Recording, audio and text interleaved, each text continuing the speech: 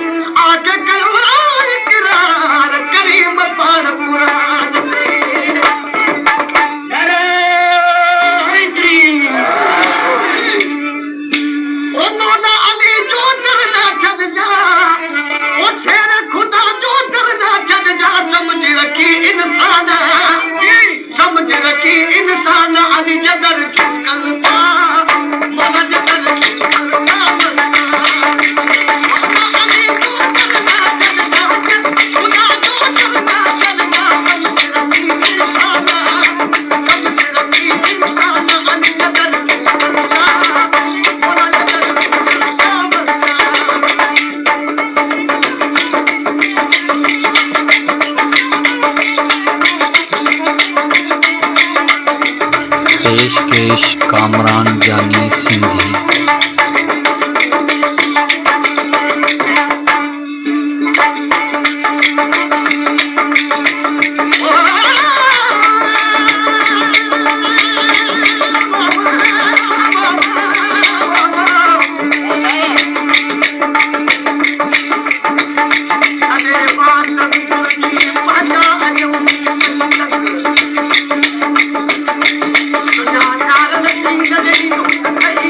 Come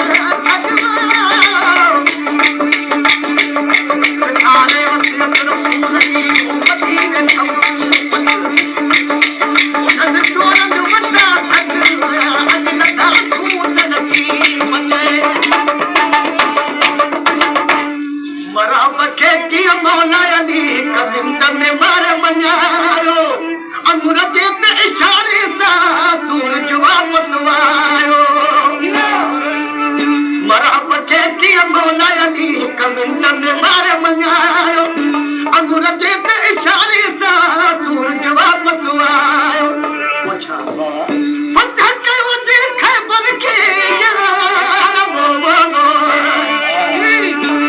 फतह कयो जे खैबर खे भॼी थिया पैमाना अजगर